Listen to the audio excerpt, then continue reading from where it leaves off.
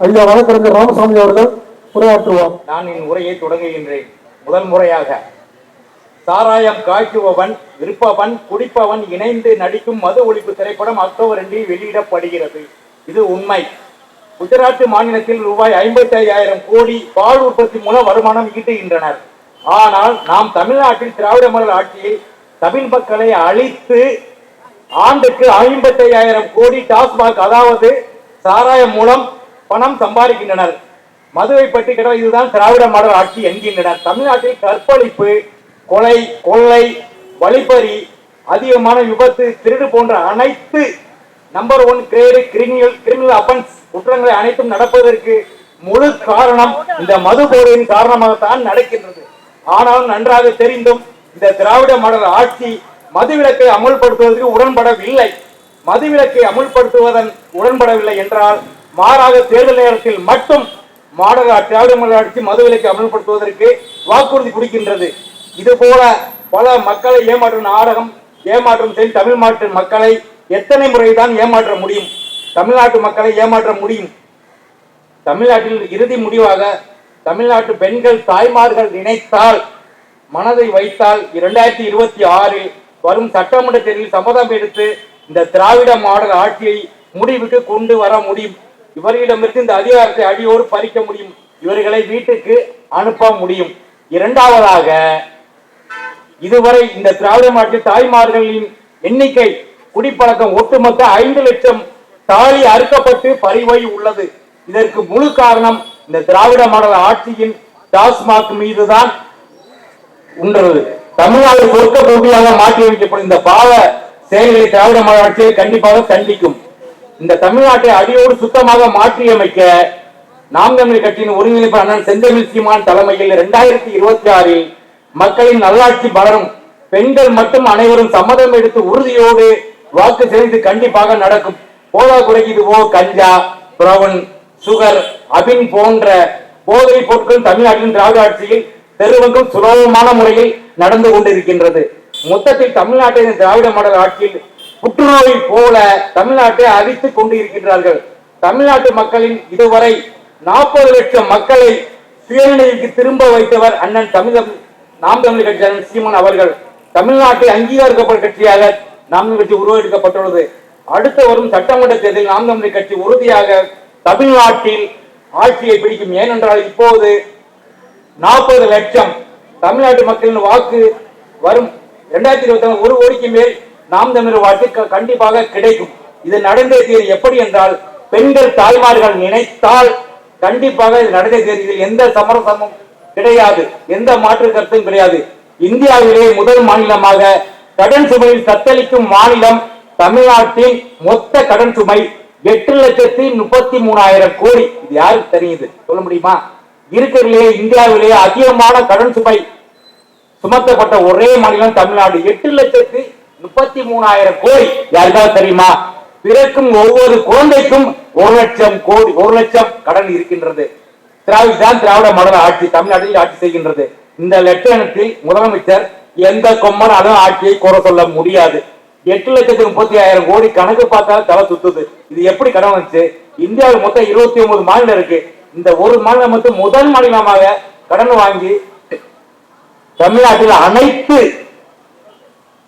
மக்களையும் அழித்துக் கொண்டிருக்கிறார்கள். தமிழ்நாட்டு மக்கள் ஒன்றும் அறியாத முட்டாள்கள் அல்ல, கீழ்த்தரமாக போய்விட்டது. இதற்கெல்லாம் கூடிய விரைவில் இந்த திராவிட மாடல் ஆட்சிக்கு 2026 சமாதி கட்டப்படும். இதில் எந்தவித சமரசமும் கிடையாது. ஜிஎஸ்டி 2022-23 1,50,000 கோடி ஜிஎஸ்டி கட்டுறாங்க. தமிழ்நாட்டில் சாலை வசதி கிடையாது, போக்குவரத்து கிடையாது, கல்வி கிடையாது, மருத்துவம் கிடையாது. எல்லாத்துக்கும் பணம் கட்டுறோம். மின்சாரத்துக்கு பணம் கட்டுறோம், கல்வி பணம் கட்டுறோம், சாலை பணம் கட்டுறோம், குடிநீர் பணம் கட்டுறோம், மருத்துவம் பணம் கட்டுறோம். அப்ப எண்ணத்துக்கு 1,50,000 கோடி சிஎஸ்டி தமிழ்நாடு இந்தியாவிலிருந்து போகுது. அதை இந்த பணத்தை வச்சு என்னடா பண்றீங்க? எது அது கேட்கறதுக்கு அர்த்தமே கிடையாது. மொத்தத்தில் நாம் அடிமைகளாக எதுவும் அரசாங்கத்தை கேள்வி கேட்காமல் வாழ்ந்து கொண்டிருக்கிறோம். இதுதான் உண்மை. ஆனால் வரும் 26 சட்டமன்ற தேர்தலில் கண்டிப்பாக இதற்கு பாடம் புகற்றப்படும். அடுத்ததாக காவல்துறை எஃப்ஐஆர் ஒண்ணு வேணாம். ஒரு புகார் பாதிக்கப்பட்ட புகார் கொடுக்க ஒரு காவல் நிலையத்துக்கு போறோம். இப்ப உள்ள சூழ்நிலைப்படி எந்த காவல் ஜீரோ எஃப்ஐஆர் போட்டு அத அந்த இதை எடுத்து ஆக்ஷன் பண்ணி அடுத்ததுக்கு அனுப்பணும். ஆனா போனோம் என்ன சொல்லுவாங்க தெரியுமா காவல் நிலையத்துல, ஐயா எங்க ஜூடிஷன்ல வராதுங்க, வேற எதுக்கு போங்க, மக்கள் அலைக்கழிக்கிறது.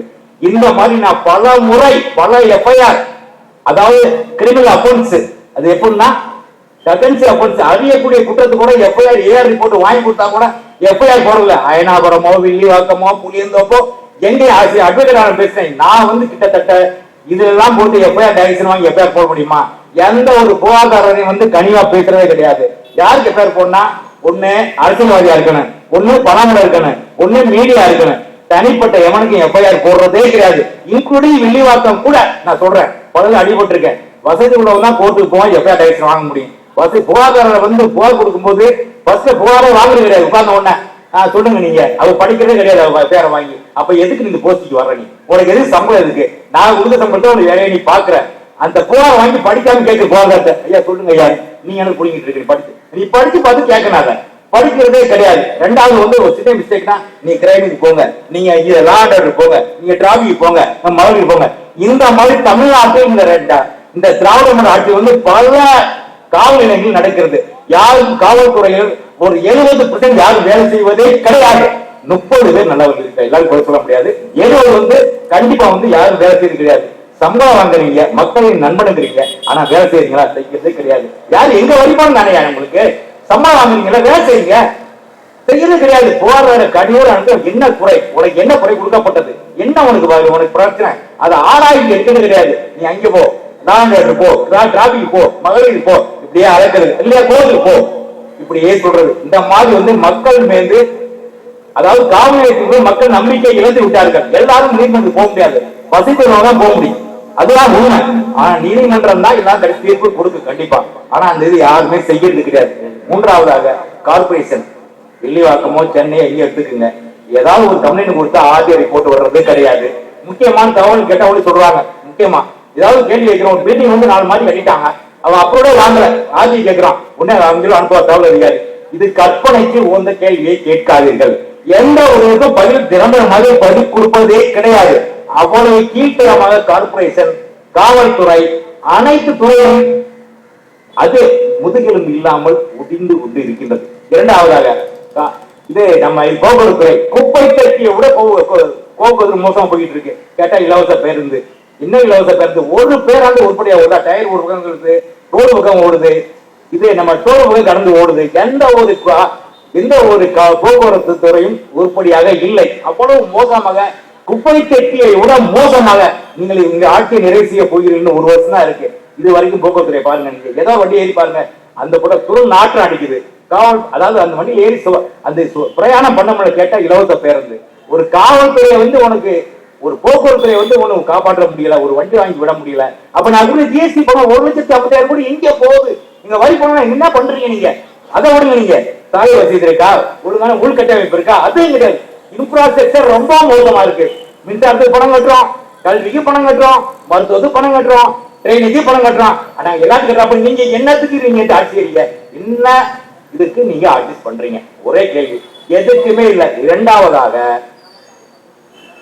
சட்டமன்றத்தில் 234 மெம்பர் ஆஃப் லோக்சபா அசம்பிளில எம்எல்ஏ இருக்கு, அவங்களுக்கு 1,00,000 சம்பளம் எதுக்கு கொடுக்குறீங்க? என்னத்தை கிழிக்கிறாங்க கேட்கிறானா? எல்லாத்தையும் அந்த துறை பார்க்குது, மருத்துவத்துறை பார்க்குது, கல்வித்துறை பார்க்குது, போக்குவரத்து, காவல்துறை எல்லாம் பார்க்குது. உங்களுக்கு என்ன சம்பளம்? சம்பளத்தை மேலே தட்டுறதுக்கா 1,00,000 ரூபாய்? 234 லட்சம், 2,34,00,000 கொடுத்துருக்கீங்க. கவர்மெண்ட் யாரு போனது? மக்கள் வரி பணம். 234 லட்சம், 2,34,00,000 யாருடைய போனது? மக்கள் பணத்தை சீரழிச்சு எந்த ஒரு எம்எல்ஏ இறங்கி வர்ற, அவர் ஒரு ட்ரீட் போன் பண்ணா கூட போன் எடுக்கிறது கிடையாது, அதோட கவுன்சிலோட போன் எடுக்கிறது கிடையாது. எதுக்கு உங்களுக்கு 1,00,000 சம்பளம் மாசம்? அது சொல்லுங்க, என்ன வேலை நீங்க புடுங்குறீங்க? எனக்கு ஒண்ணும் புரியல. எனக்கு ஒரு சாதாரண ஒரு ஊழியர், கடைநிலை ஊழியர் எவ்வளவு கஷ்டப்படுறாரு, அவரு கூட சம்பளம் மாசம் 25,000. ஏன் காவல்துறை எடுத்துக்கிறீங்க? காவல்துறையில கூட சாதாரண ஒரு கான்ஸ்டபிள் எவ்வளவு சம்பளம்? 15-20 கொடுக்குறாங்க, ஆனா கஷ்டப்படுறாங்க. உங்களுக்கு 1,00,000 சம்பளம் எதுக்கு? வேலை மேய்ச்சல் தட்டுறதுக்கா? நீங்க என்ன வேலை நீங்க பாத்து, என்ன ரிப்போர்ட் உங்களுக்கு இருக்கு சொல்லுங்க? எதுவுமே கிடையாது. இது வந்து 2,34,00,000 கொடுக்கறது வந்து, அதாவது கவர்மெண்ட்டுக்கு வந்து தெண்ட சம்பளம். இதுலயே பல ஊர் நஷ்டமாகுது. இந்த லட்சம் தான் தமிழ்நாடு 8,34,000 கோடி கடன்ல இருக்கு. பாருங்க, இருக்கிறதுல தமிழ்நாட்டுல வந்து தமிழ்நாடு தான் முக்கியமாக முதல் மாநிலமா இருக்கு. இதெல்லாம் கேட்கறதுக்கு துப்பு கிடையாது, யாரு கேட்பாங்க? ஆகவே எனவே இனி வரும் காலங்களில் மொத்தத்தில் தமிழ்நாட்டை இந்த திராவிட மாடல் ஆட்சியில் புற்றுநோய் போல அரித்துக் கொண்டு இருக்கிறது. தமிழ்நாட்டு மக்களில் 40 லட்சம் இளைஞர்கள், தாய்மார்கள் சுயநிலைக்கு திரும்பிய ஒரே கட்சி நாம் தமிழர் கட்சி மூலம் அண்ணன் கொண்டு வந்திருக்காங்க. 40 லட்சம் பேர் சுயநிலை திரும்பிட்டாங்க. திருப்பி வருகின்ற 2026 சட்டமன்ற தேர்தலில் கண்டிப்பாக 1 லட்சம் வாக்காளர்கள் கண்டிப்பாக இந்த இதுக்கு திரும்புவாங்க. கண்டிப்பா திரும்ப வாய்ப்பு இருக்கு. வாய்ப்பே இல்ல, கண்டிப்பா வருவாங்க. அது எந்த மாற்று கருத்து கிடையாது.